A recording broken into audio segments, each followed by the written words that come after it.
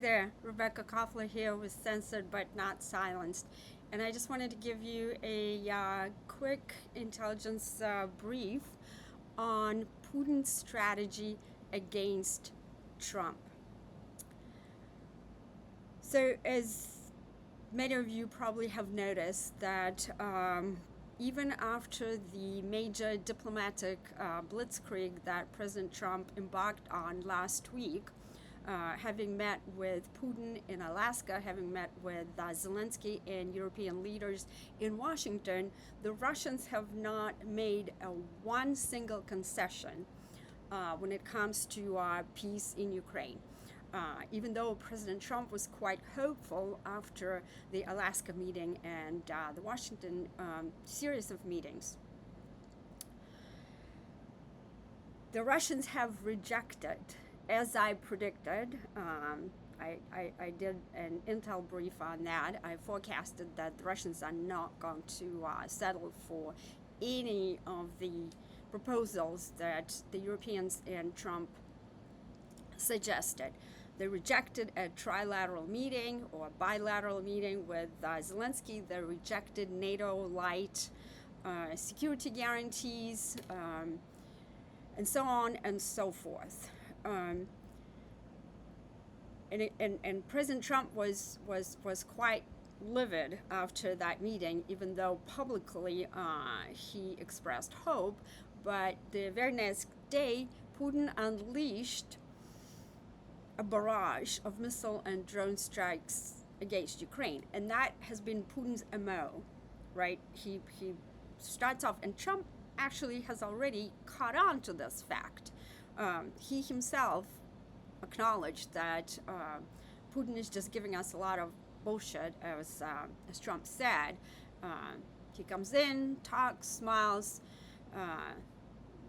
is being nice, but then the very next day he bombards the heck out of Ukraine. So, but nevertheless, Trump keeps the dialogue going, which is a good thing, by the way, because that decreases the likelihood of a direct war between Russia and the United States, and potentially a nuclear war. So, how is Putin able to do that? And that is what I'm going to tell you. And in fact, I wrote a piece, and by the way, anything that I am giving you is unclassified, right? And so I am able to do my official intelligence analysis in an unclassified arena, and I write analytic pieces currently for The Telegraph, a British paper. So there's a piece that just got published yesterday. The title is "Putin Knows He is Provoking Trump. The dangerous thing is he doesn't care." I don't completely agree with the title, but that's within the editor's purview. I don't have editorial control over the title. The editors do that by typically most of the content, especially my primary analytic line, they're pretty good at keeping that. Otherwise, I wouldn't be writing for them. In fact, there are several outlets in the U.S. that I used to write for that I no longer write. It's because they most outlets, right? Wall Street Journal, New York Post, and certainly CNN, Washington Post, New York Post, New York Times, all of them have the so-called editorial line, which is very simplistic. Russia bad, Putin good. Russia, Putin, a bad. Zelensky, Ukraine are good. So that's the extent of the analysis of these people. So I no longer write for them. The title, my original title was pretty much Putin's strategy to outfox Trump. And that's what Putin has been able to do, and I would like to explain to you how Putin is able to do that. And by the way, he used the same strategy to outplay four U.S. presidents, four U.S. presidents, Clinton, George Bush Jr., Biden, and Obama, using the very same strategy. So how does Putin do it? Remember, Putin is a former intelligence operative. And again, there's no such thing as former, right? So he is using a strategy that combines three techniques. First, intelligence asset handling. Second, there's a Cold War era psychological warfare concept. And then third, judo, his background in judo. And I'm going to unpack all of these to you. So what is intelligence asset handling? So Putin was running spy networks in Eastern Germany, most of his intelligence career, recruiting spies. So to recruit a spy, you need to have a deep understanding of who it is that you're trying to recruit. I mean, once the targeting is complete, the cycle includes first you identify people who are likely to betray their country and work for you, right? So once that process is done, once you have done the targeting, identify that target, you need to understand what it is that makes him vulnerable. And one of the things, and once you identify, usually it's money, ego. You can blackmail them if they have some vulnerabilities, such as like a spouse is cheating on a spouse, or you have some kind of compromising information on them. Flattery is one of the techniques that handlers use, right? So Putin never ever criticizes Trump. In fact, he has used only nice words to describe Trump. He described him as intelligent, which Trump is, obviously. He described him as pragmatic, experienced, talented, clever. In fact, in January, Putin said that he and Trump always have a business-like, pragmatic, but also trusting relationship. This is a direct quote from Putin. Putin also has been able to leverage President Trump's tendency or actually relentless positive thinking outlook on life. And there's a reason for that, because he got that philosophy from Vincent Norman Peale, who was a pastor at the church that President Trump, when he was little, that his parents took him. And Vincent Norman Peale is famous for his book, Positive Thinking. So, and Putin understands that because the Russians do their homework. They've done their homework on President Trump. And Putin also understands that President Trump is desperately wanting this peace deal, partly because of his apparent goal to win a Nobel Prize, and partly because of the genuine sympathy for the Russians and the Ukrainians dying on the battlefield. So that's number one, asset handling tradecraft, intelligence asset handling tradecraft. The second one is a technique called reflexive control. It is a concept designed to manipulate your opponent's perception of reality. This concept was developed by a Russian scientist, I would say. He was both a mathematician and he was a psychologist. His name was Vladimir Lefebvre. It was developed in the 1960s. And the Russian General Staff, which is the entity that plans, that does strategic planning, threat assessment, military planning, still teaches this concept, reflexive control, at the General Staff Academy, where all the Russian military brass gets their training. And it's also taught by at the Russian intelligence agencies. As intelligent as President Trump is, he's also a good target. Bad for President Trump, good for Putin because they've done their homework, for this concept of reflexive control because of Trump's pre-existing bias that there's nothing he cannot solve using his art of the deal, and the assumption that Putin's logic is the same as that of an American. Well, the Russians don't think like Americans, and Putin certainly does not think like an American. It's a grave misconception held by Westerners. In fact, Putin is crafting his actions and words to appear that he's interested in a deal. And he is calibrating his strategy to seem believable to Trump. And that's, so the pattern of behavior has been, or rather interactions between these two there's been a pattern, right?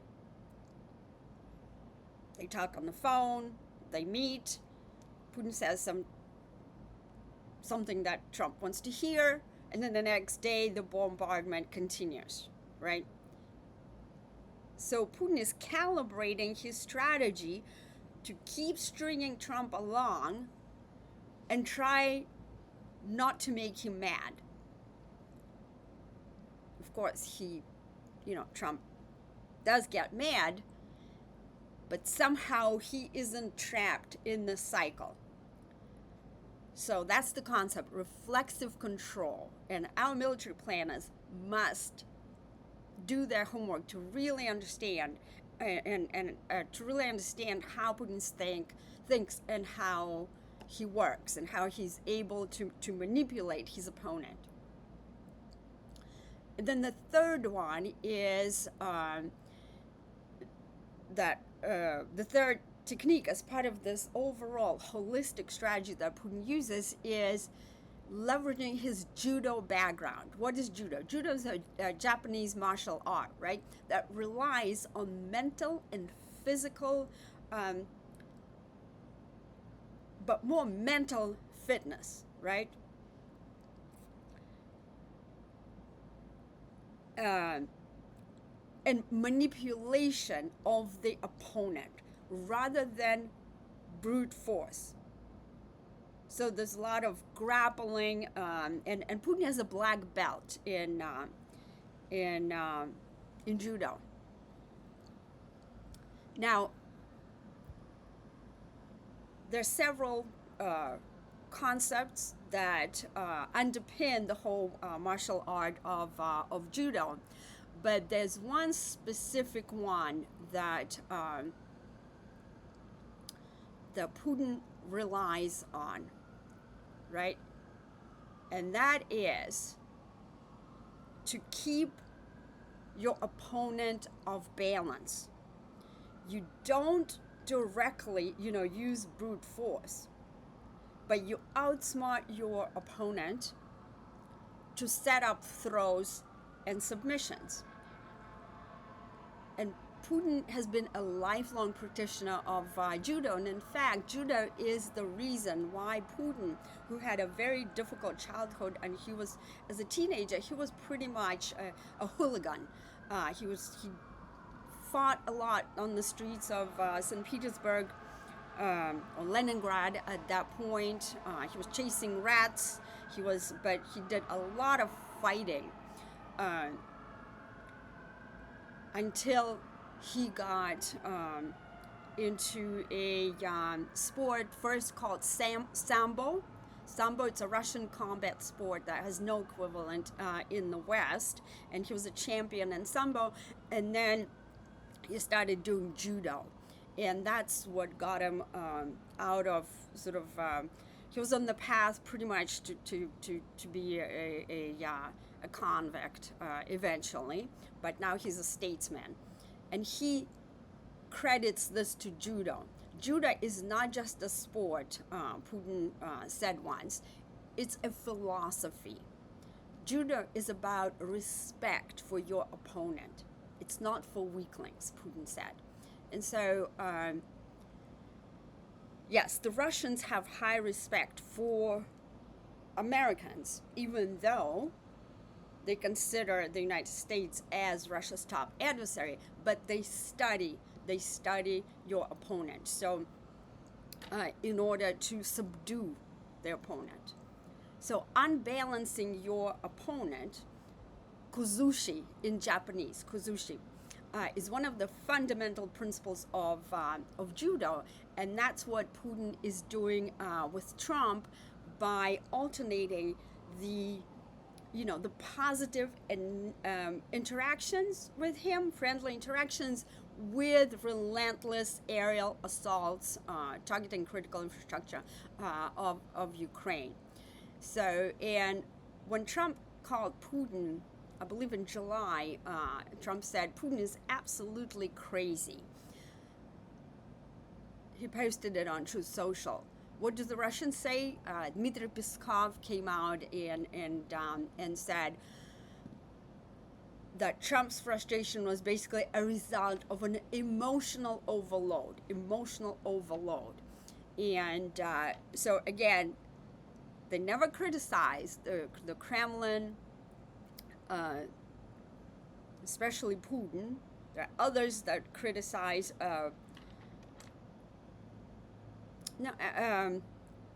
but not Putin, right? So by calling Trump being an emotional overload, Putin basically is signaling his mental toughness and his mental superiority.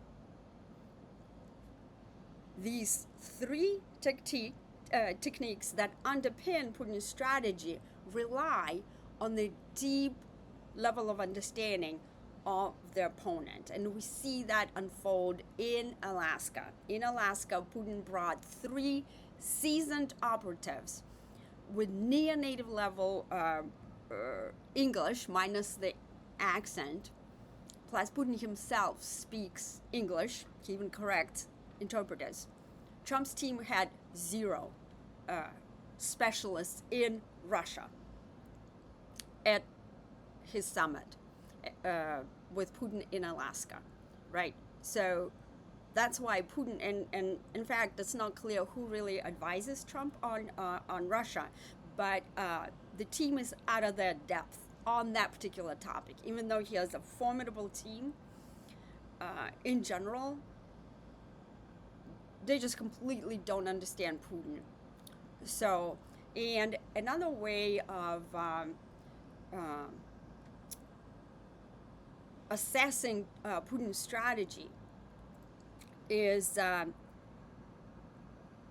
to remember when Muhammad Ali beat George Foreman, he used this innovative strategy called rope-a-dope. Rope-a-dope, those who like boxing, is basically what Muhammad Ali did was he was leaning against the ropes to absorb, to let the rope absorb the punches, right?